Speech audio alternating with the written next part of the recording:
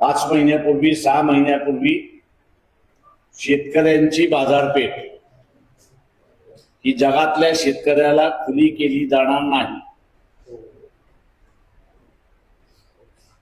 आणि करारनाम्यामध्ये आपण असं पाहिलं तर अमेरिकेचं ऍग्रिकल्चर प्रॉडक्ट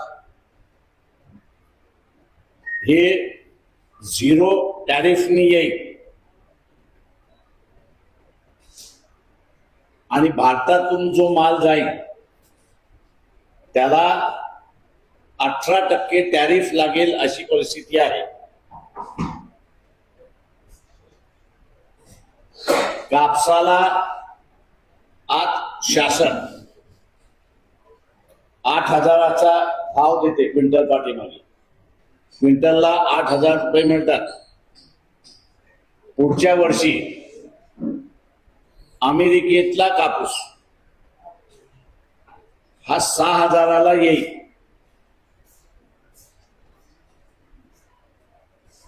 हे जे सगळे जिनर्स आहेत आणि त्याच्याच बरोबर ह्या ज्या स्पिनिंग मिल्स आहेत यांचं गठबंधन होणार। स्पिनिंग मिल कापूस आयात करणार, जिनरकडून ते जिनिंग करून घेणार आणि स्वस्त असल्यामुळे सीसीआयला पूर्णपणे नुकसानात टाकण्याचा कारभार सुरुवात झाला अशी परिस्थिती आहे। नुसता कापसाच्या शेतकऱ्याचं नाही तर धानाचा शेतकरी जो आहे त्याची सुद्धा तीच अवस्था आहे। गव्हाचा शेतकरी आहे त्याची सुद्धा तीच आहे। कडधान्याचा शेतकरी जो आहे तीच त्याची परिस्थिती त्या ठिकाणी राहणार आहे। त्याच्यामुळे शेतकऱ्यांचं उद्ध्वस्त होणं याला जबाबदार